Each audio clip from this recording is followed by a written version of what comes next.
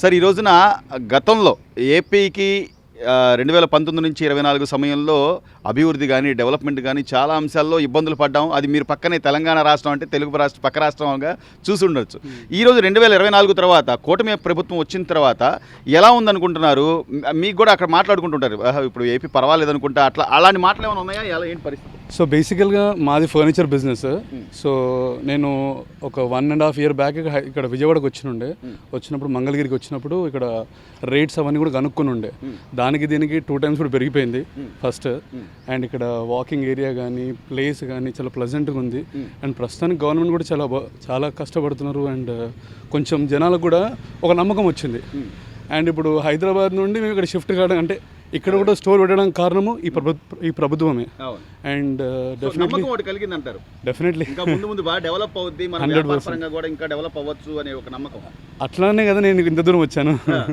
So definitely ఆ నమ్మకం అయితే ఉంది. అండ్ చేస్తున్నారు కూడా కదా. ఇప్పుడు రోడ్స్ వస్తున్నాయి. ఇప్పుడు ఎట్లా అంటే ఏదో మూవీలో రజనీకాంత్ మూవీలో ఇట్లా పవన్ కళ్యాణ్ గారు నడుస్తున్నప్పుడు ఇట్లా రోడ్లన్నీ రెడీగా అయిపోతున్నాయి.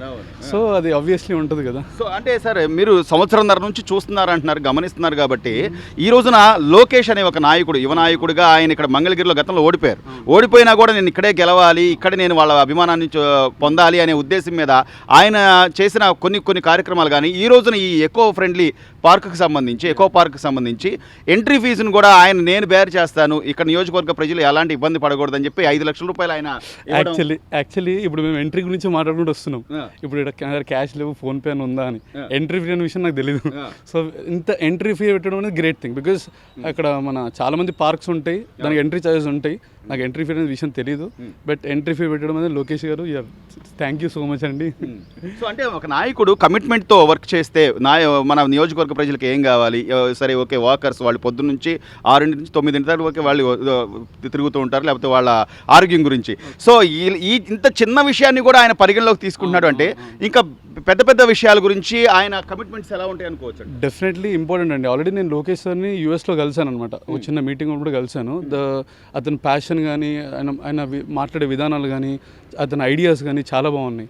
సో నేను ఆల్రెడీ విన్నప్పుడు కూడా ఐ ఫెల్ట్ అరే ఇట్లాంటి నాయకుడు కదా మనందరికి కావాల్సింది అని అనుకున్నాను. బట్ ఎక్కడో ఏదో అంటే లైక్ ఇప్పుడు మన అటువంటి నాయకుడిని గెలిపించకపోయిన ఉంటే ఇటువంటి ఐడియాస్ కానీ రాకపోతుండే బయటికి. సో డెఫినెట్లీ ఇప్పుడు మేము పెట్టిన స్టోర్ కూడా లోకేష్ సార్ దగ్గరే. సో అతన్ని సపోర్ట్ మాకు ఉండాలని డెఫినెట్లీ మేము కూడా అనుకుంటున్నాము. అండ్ ఇంకా మోర్ ఇటువంటి అభివృద్ధి చెందుతుంటే డెఫినెట్లీ నేను ఇంకా మళ్ళీ వైజాగ్లో ప్లాన్ చేస్తాను.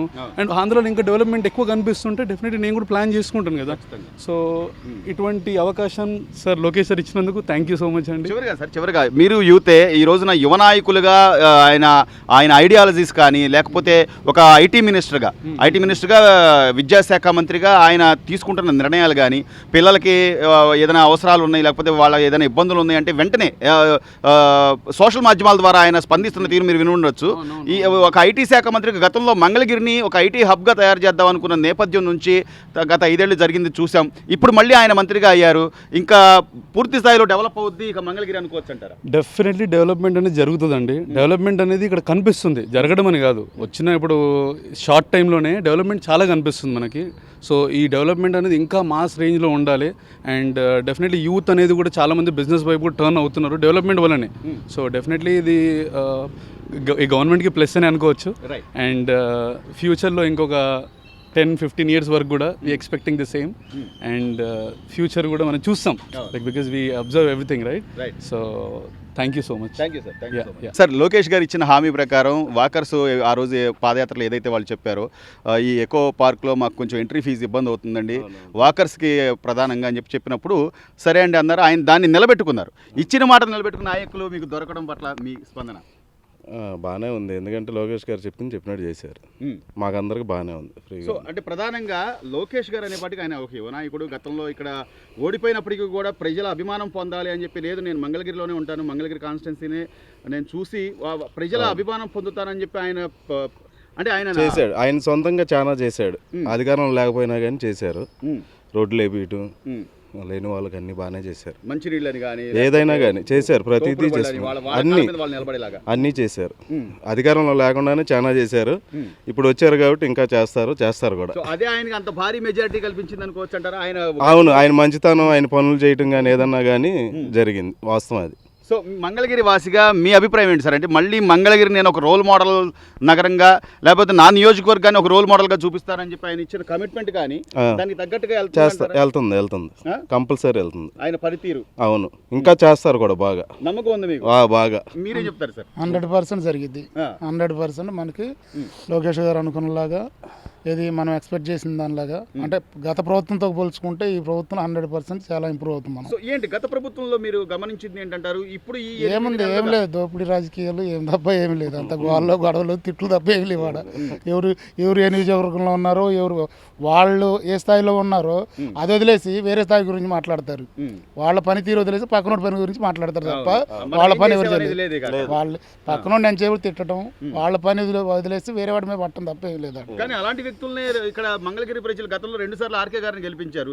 నేను ఉన్నాను, నేను ఇక్కడ ఎక్కడికి పోనివ్వను, నేను ఇక్కడ అమరావతి కూడా డెవలప్ చేయిస్తాను, నాది హామీ అని చెప్పి ఆయన అప్పుడు ఉన్న పనితీరు కానీ అంటే ఆయన పాత నాయకుడు ఇక్కడ గత 15-20 ఏళ్ళ నుంచి తిరిగిన నాయకుడు. లోకేష్ గారు కొత్తగా వచ్చారు, జనాల్లో ఎమ్మటే ఎక్కాలంటే ఎవరికి ఎక్కదు, ఏదైనా అనుభవిస్తేనే తెలిసిద్ది ఎవరికైనా. అంతేగాని ఇంకో వ్యక్తిని చూసినప్పుడు తెలియాలంటే అనుభవం చెప్పే మనకి మామూలుగా ఎవరికి తెలియదు. సో లాస్ట్ ఎన్నికలప్పుడు మంగళగిరి ప్రజల ఆలోచన ఎలా ఉంది సార్? అంటే యువ నాయకుడు సరే చూసాము మనం, దాదాపు 5 ఏళ్లుగా ఇక్కడే ఉన్నాడు కాన్స్టిట్యున్సీ, ఇక్కడ ప్రజలను కూడా కమిట్మెంట్లు వాళ్ళు అడుగుతున్నవి కూడా ఆయన నెమ్మదిగా చేసుకుంటూ వస్తున్నాడు.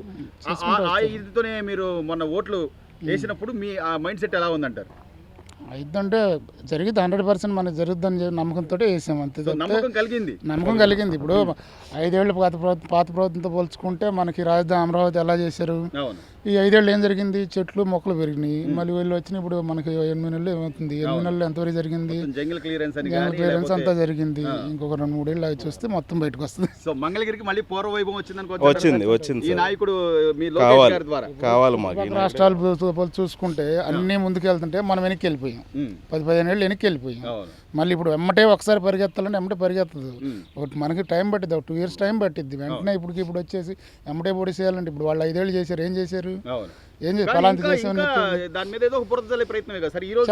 వాళ్ళ పని అదండి, ఈ రోజు వాళ్ళ పార్టీ ఆవిర్భావ దినోత్సవం పక్కన పెట్టి విద్యార్థులకు ఫీజు రియంబర్స్మెంట్లు ఇవ్వడం లేదు, లేకపోతే మీరు ఇచ్చిన హామీలు నిలబెట్టుకోలేకపోతున్నారు, ఏదో దొంగ హామీలు ఇచ్చారని చెప్తున్నారు తప్ప కొంత సమయం వద్దాం, 1 సంవత్సరం పాటు అనే మాట మాట్లాడతలేదు. కానీ అది మటుకు మాట్లాడరులే, ఎందుకంటే వాస్తవం మాట్లాడరుగా, చూస్తున్నారుగా, తెలుసుగా, జనాలకు అందరికి తెలుసుగా, తెలియదేం కాదు. ఈ రోజు 11 సీట్లే ఇచ్చారు అంటే వాళ్ళు కనీసం మనకి ఎందుకని 151 నుంచి 11కి ఎందుకు పడిపోయామని ఆలోచన ఏం చేయగలుగుతారు? ఆలోచన ఉంటే ఇంకా 175 మళ్ళీ కొడతాం ఎందుకంటారు? 175 మళ్ళీ కొడతాం ఎందుకంటారు? ఆలోచన ఉంటే ఇప్పుడు ప్రజలకు ఏం జరిగింది, మా వాళ్ళు ఏం మైనస్లు అంటే ఎత్తుక్కుంటారు, కానీ నెక్స్ట్ మళ్ళీ నేనే వస్తాను చెప్పరు. ముందు తప్పేం జరిగింది, 30 ఏళ్ళు మళ్ళీ 30 ఏళ్ళు మళ్ళీ అది చెప్తున్నారు అని అంటే ఇంకా వాళ్ళకి ఆలోచన కాదు, వాళ్ళ తాటల్లో అని చెప్పి కానీ 175 కొడతాం అంతే. కొడతారు అంతే, కొడతారు ఎప్పుడు కొడతారు తెలియదు, కొడుతూనే ఉంటారు వాళ్ళు, అంతే తప్ప. ఫైనల్ గా అయితే మీకు యువ నాయకుడిగా లోకేష్ గారు ఆయన పనితీరు బాగానే ఉన్నాడు, చాలా బాగుంది, చాలా బాగుంది, వండర్ఫుల్, చాలా బాగుంది.